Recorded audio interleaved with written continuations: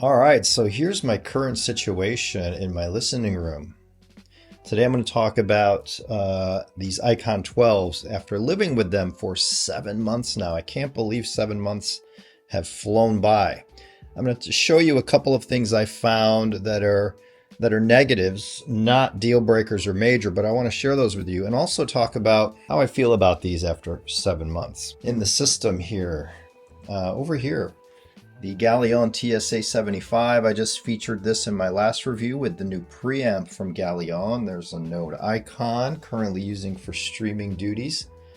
Modrite KWA 99s, LS99 2 preamp, Devilé Astra, and over here is that P75 preamp. Again, I just reviewed this. Fantastic price and performance. But let's get to talking today about these speakers from Norway, the Icon 12s. Hey everyone, welcome back. So it's been 7 months since I received the speakers you see behind me.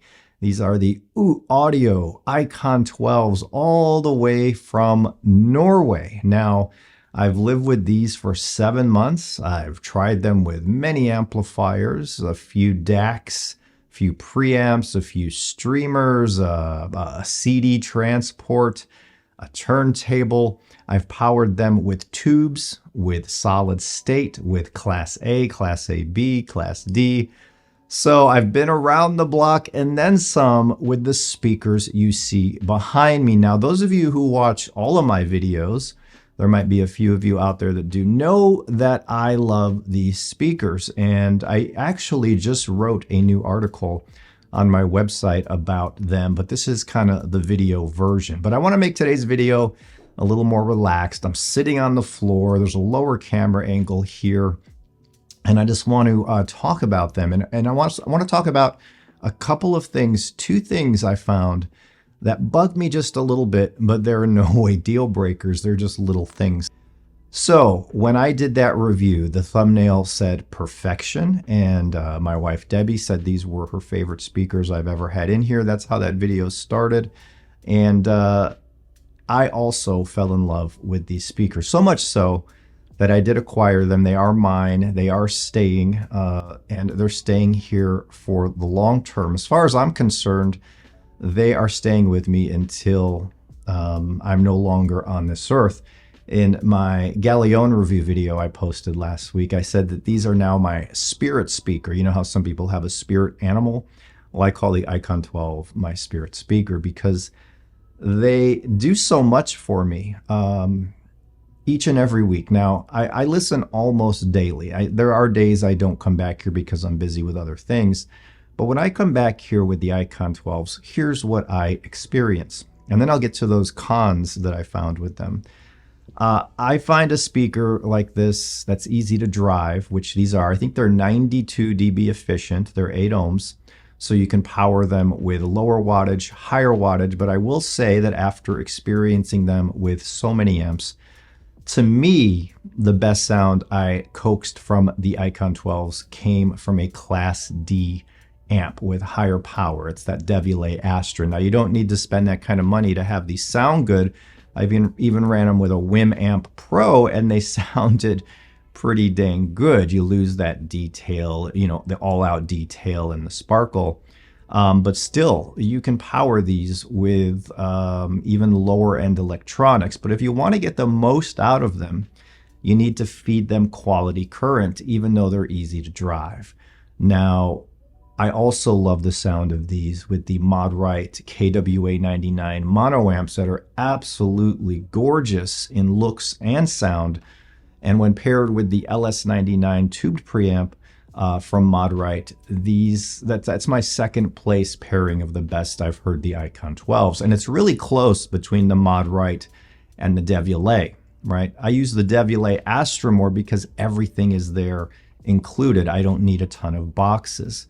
It has an amazing DAC, an amazing preamp, an amazing phono stage, amazing power section, and it's sleek and it's beautiful. What's not to like other than that crazy expensive price that not all of us can reach out and afford? But No need to spend that much, as I said. Now, I recently reviewed that Gallione P75 with the A75. That's like a $3,400 pre and power amp combo. And I'd be darned if that didn't sound also super good with the Icon 12s. That would be, you might lose a little bit of all-out refinement, but you're paying a lot less. That's a killer combo. So these speakers have surprised me by being easy to drive, sounding really good with almost any amp I've powered it with, any DAC, any streamer, any turntable.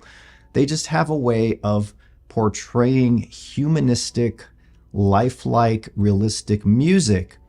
And without really, I don't want to use the word coloration, they just have such a beautiful bass performance from the lowest depths where you can feel it, right? And it's not interfering in my room here, my 13 by 18 space. These are not too much for this room. The bass is never overpowering. But the mid bass is what I really love about the Icon 12s. They have a way of being beefy, clean, but not overly clean, right? It's not antiseptic. It's more beautiful. It's haunting. Vocals can be very transparent and float in the room, but the instruments behind and the band and the performance, all of the music behind the artist singing that comes out in the room has body, texture, life, color, soul. So if a violin's playing, for example, it doesn't sound strident and lean and sharp up top. It has that body that you come to expect from a real life violin playing in the room. Drums have impact and kick, and not all speakers can bring the true sound of drums into your space. These can really kick with the drums. That's why I like listening to rock, metal, EDM, any high energy music on the Icon 12s. But you know what? They also do delicacy amazingly well. So late night I come in here and sometimes I listen to intimate jazz. Jazz recordings. I was listening to Jazz at the Pawn Shop, which is an older classic recording known for its sound quality. Now it's a little lower on the volume. You just turn it up a little bit, but you hear every little sound, and every little sound and musical instrument has life and a little bit of body to it. And it doesn't obscure the details. So it's not making the sound puffy and bloated, which can obscure details. It's just sounding oh so right. They have a larger version than this called the Verdande, I believe, and it's wider, it's bigger, it's more massive. Those would be overkill for this room. They have the smaller speaker, the Frig, right? And a lot of people love the Frig. I'd love to hear the Frig one day to compare them against the Icon 12s. Maybe I'll be able to. Those are smaller, right? You can place those into even smaller rooms, and they're said to have more high energy. I don't know, I haven't heard them, but Audio is doing some amazing things in the realm of audio speakers. So all the passion is going into what they create, and you can really tell when you set up a pair of these speakers, the quality, attention to detail, the beauty, the simplicity, right? The way they put the ports on the side, and you can have those ports hitting your wall or hitting inside to the other speaker. I have them where they're facing inside, and that really worked well in my room.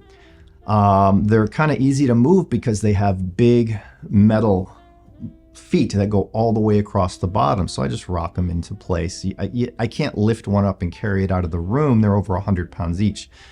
But they are very beautiful to look at. The craftsmanship is really, really nice. I think I have serial number 5 here, if I'm not mistaken.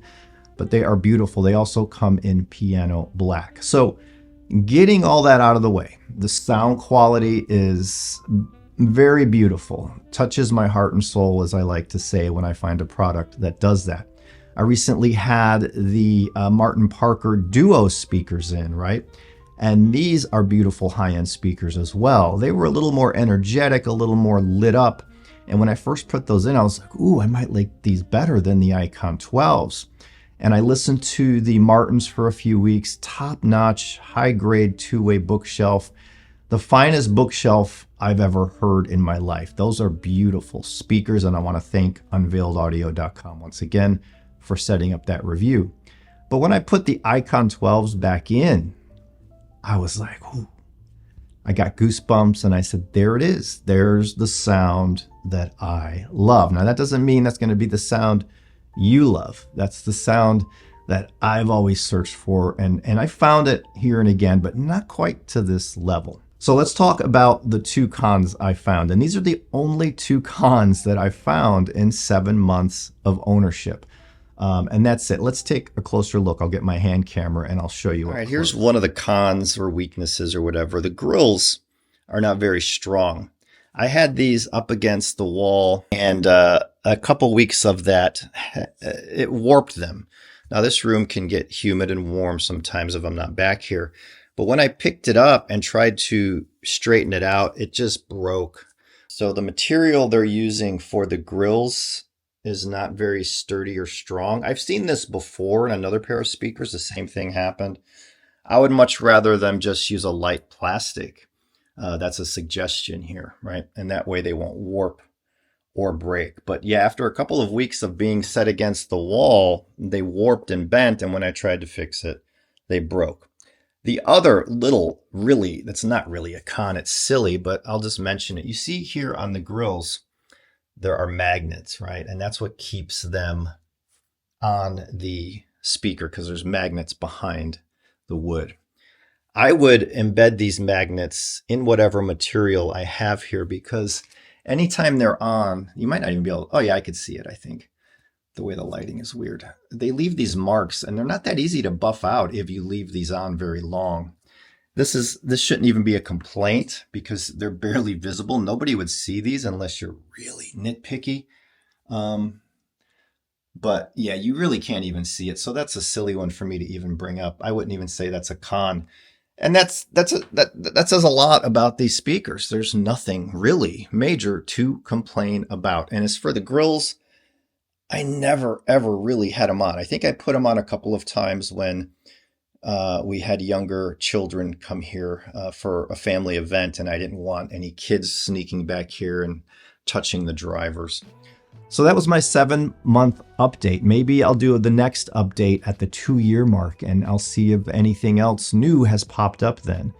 I love you all. I thank you all. If you want to help me out here, thumbs up this video if you liked it, subscribe, hit the notification bell so when I upload a video, you get notified that a new video is up. Maybe it's something you're interested in.